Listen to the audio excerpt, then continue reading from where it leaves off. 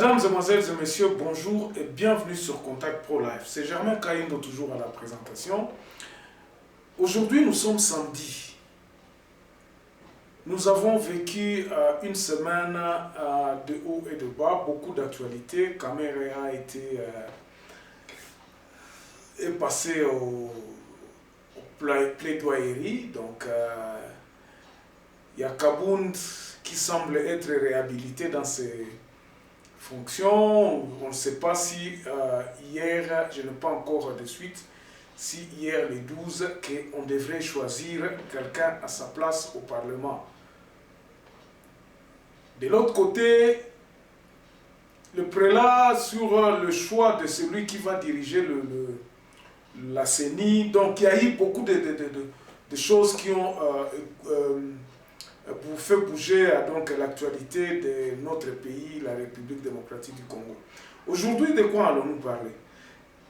Mes chers amis, aujourd'hui j'ai choisi un sujet qui semble être vraiment de cœur, c'est la réconciliation de nous-mêmes. Bokoyokaka moko tozoloba keno ba Congolais balingana kate, Congolais baza kolinga, donc nous les Congolais tolingaka te mutu azala a progressé babiloko belé. Je veux parler aujourd'hui des faits. Ba fait c'est-à-dire quoi? Ba fait o ezali ke soko tali ke place o il fallait to sala bo to sala te. Na kozo exemple moko. Nous sommes pratiquement concentrés en 2023. Tozobo sanalelo. Tous ceux qui sont là aujourd'hui au pouvoir, Bazo Kanisa, Tournangai et Koka. Bazo Kanisa Mbokate. Quand vous regardez toutes les mesures qui sont prises, Ndenge Mboka Ezokambama, Batunyon surtout Bazakaka, Koluka moyen à se positionner pour na kozala bien en 2023. Mutunyon so Azo Kanisa, que deviendrai-je na kozala ndenge nini lobby ou bien après-demain? Olia kokanisa ke mboka na biso e kozala ndenge nini lobby. Qu'est-ce que nous pouvons faire aujourd'hui pour que lobby ya mboka oyo ebonga? Bandeko soki boke na ba information ba mboka mususu, qu'est-ce qui se passe? Les gens réfléchissent en fonction de 2030, 2035. Bazo banda yango lelo, bazo kanisa balobi non. Pour qu'en 2035, batu bazala nanzala te, il faudrait que to banda kosala boy. Il faut bilanga boy to sala yango dorénavant. Quels sont les premiers pas à faire pour que na 2030 nzale sila na mboka? Quels sont les premiers nani oyo il faut to lona pour que ebo te la biso mbuma na 2025 ou bien à 2035. Vous vous rappellerez, je vous parlais ici que non, tout bazana législature à l'élo.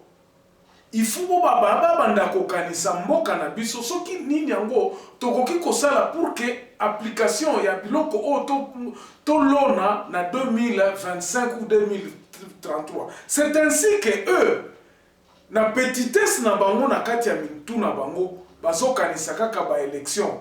Oh non, soki tozui ba entreprise publique te tozala na mbongo te, soki tozui ba poste boete tant wana ekoya kokuta biso toza na mbongo te, donc toko perdre ba élection, on ne saura pas. Vous voyez comment on réfléchit tout simplement en fonction d'eux, en fonction des hommes, au lieu de raisonner en fonction du pays. Quels sont les projets que nous faisons aujourd'hui pour que éthique à la pour de bon?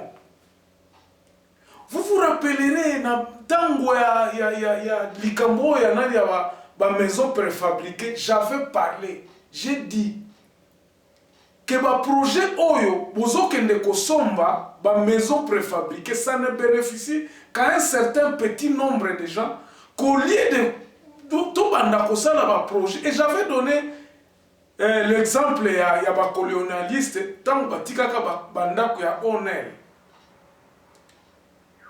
Batou oh baza quand même âgé, moi je n'étais pas là parce que moi aussi j'ai trouvé ces maisons là. ezaki na bandako de honneur, on appelait ça Office national des logements. Babandai kostonga bandako. Et c'est au moment na bandako peut-être na bandako à Bandal, bandako na Bukavu na bandako à honneur, c'était reconnu qu'il y avait des maisons de honneur. Jusqu'aujourd'hui 60 ans, ba trace ya biloko na ezali. Mais biso toke kozwa projet, des projets préfabriqués. Bandako wana eko durer pendant combien de temps? C'est pour vous dire que biso ba Congolais moko, ça ce sont des faits. Ils ont fait. Ils ont la sakeno tolinga mboka na biso te. Tolinga kamboka na biso te parce que ceux qui tolinga mboka na biso, tokokaki ko banda lelo, ko banda kozwa ba décision oyo responsable ya koloba que non. Pour que mboka na biso to préparer fédéralisme. Et notre fait, je vais vous dire. Bomoni émission na sala ki lobby pour la décentralisation. Il y a même des lois, il y a même des ordonnances qui avaient été signées en 2006. Batoubaré Baloba qui bon, voici les entités qui seront décentralisées. La ville, la localité, la ville, pas le territoire, le ville, les groupements, et ça dans 4 article 3. C'était en 2006 que Bilokwana Ezwamaka. Mais application nango ordonnance nango ekobima na 2000 presque 10. 4 ans après. 4 ans après pour que le basiko que ba ville eza décentralisé. Aujourd'hui en 2020, nous avons encore des débats sur cette décentralisation à ba ville. Et ça qui cause problème. Notre fait. Bandeko pour bozwa mutu oya ko diriger Seni. Il faudrait des équilibrations. Est-ce que Kosenga, tout banda ko réunir belé? Pourquoi ne pas mettre un profil? Pourquoi bolingite batuba senga musala yango? Et puis bosala yango que non mutu oyo voici que tozo luka mutu boyo. Pourquoi toza ko s'entêter ya kosala biloko simplement te? On s'entête à ne pas faire des choses simplement. Si quoi biloko ndengwana ezosalema ndengwana tokopesa faute na nani? À qui sera la faute? À qui incombera la faute si les choses ne marchent pas? Le prêtre, c'était Monseigneur Fridolin, ils ont refusé de claquer porte dans la réunion. Il y a Koluka qui va diriger la CENI pour remplacer Nanga. Ça devient un problème. Pour que regardez aujourd'hui, pour nommer les mandataires de l'État, et ça problème. Et ça problème. Mais je me pose la question, notre pays, tu as la conscience jusqu'à quand? Et ça problème pour la constitution, on a vu sur le que non, les entreprises publiques, la fonction étatique, et ça non politisé. Pourquoi nous voulons politiser tout ça? Et tout le monde aujourd'hui prend ça, c'est normal. C'est normal que non, bon, bah toi on a négocier qui va remplacer Nanga. Chichi Yeyo a presque 2 ans. Enfin, il est entré donc 1 année et quelques. Azana ba mandataire. Il ne connaît pas comment diriger le pays. Azana on a pouvoir. Vous nommez ceci, on vous dit non à couper à collecter. Oh, donc on ne sait jamais accorder sur des sujets. Toyo Kanakate. Pour qu'on soit vraiment, pour dépolitiser la fonction publique dans l'entreprise, est-ce que ça doit prendre des mois? Parce qu'il y a des visées économiques, il y a des visées politiques, il y a ROYO. Tozo Kanisa lointé. Tozo Kanisa Musikate. Tozo Linga Kobongisa Mboka Oyote. Nous ne voulons pas. Tolingite. Si quoi tamu bakolo bakeno nani balkanisation ezali, oh non balkanisation kozala pendant que biso moko tolingi ko bongisa mboka mote.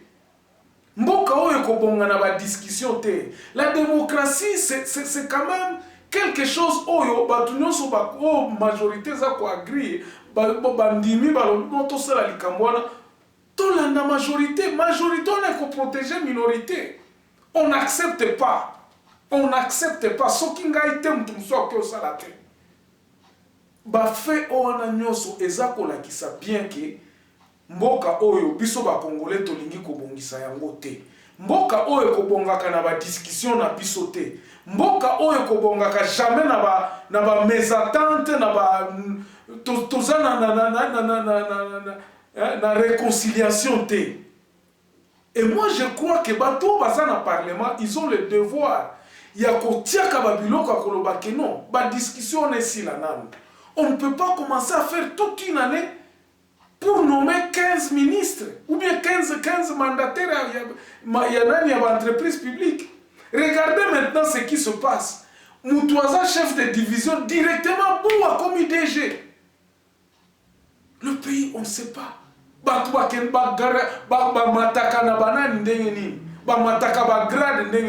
Fonction publique, comme politique. On continue à favoriser Batumoko Boye. Oh, parce que bangonde basoki totindi bango kuna parti na biso kozala na mwa mbongo parce que nous pensons que au moni tango campagne koya il faudrait pas que campagne kuta biso tozana mbongo te. Toutes ces histoires là, je vous ai dit ici que bato bazana na législature o babanda kokanisa. Quel est le mécanisme auto kotia pour que mboka na biso ekende liboso? Tribalisme ici là, la corruption ici là, moïbi ambongo ici là. Quelles sont les valeurs que nous pouvons promouvoir maintenant? Mboka na biso ezo mérité babiloko tozomona lelo te. Ça ne mérite pas. Pour un consensus kaka, il y a eloko moko, il faut des semaines, il faut des mois. Pourquoi pas ne pas mettre les profils? Pourquoi pas Toki Koloba? Celui qui va diriger le pays, profil na ifo à la boy. Nous tout oyotoyebi que akoki ko aza quand même intègre, aza quand même boy. Tout s'accorder na ata boche mukwega na seni. Batumsu bakondima te. Bakoboya. Ata boche, je ne sais pas, monseigneur Monsengo. Il y aura des gens toujours qui vont discuter. Mais finalement, tolingi nini pona mboka na biso Congo. Biso tango tozolo bakeno Congolais alinganaka te, Congolais alinganaka te, batu mususu bazo kanisa te ke oh eza discours. Mais les faits sont là. Mikolo nyonso tofinganaka, mikolo nyonso tolingi ko favoriser muninga te. Jamais oto baba elobamaka awa keno président lobby que non, il faudrait qu'il y ait des millionnaires. Maintenant, il y a encore Akoboya qui a la millionnaire. Mais quand la millionnaire, on peut peser dans la condition. Président Lobaka Ndengwana, mais on n'a jamais su quel est le roadmap au président Bandaki Kokanisa. Donc, l'isolo on va soukaka Ndengwana. Mais il faudrait que va développer les Kambwana et commander. Et donc, pour que les millionnaires bazara, quelles sont les conditions? Quel est le profil d'un millionnaire? Asala kanini, asala est-ce que ça donc comment favoriser ba petit business au baza ko kitana bazolo mwanase bazo matati ba ko koma na ba mbongo ebele ba congolais. Donc président lisolo na suka na ngoka na nzele tikala na ngoka malo. Alors merci beaucoup en tout cas pour m'avoir suivi. On va s'arrêter là aujourd'hui en espérant nous retrouver lundi dans un nouveau numéro. En tout cas, tous ceux qui sont en train de s'abonner, merci beaucoup. Bon, partagez peu émission Oyo et que ça l'a vraiment plaisir. Bon week-end, que Dieu vous bénisse. Soyez, portez-vous bien dans vos foyers. Au revoir, à lundi.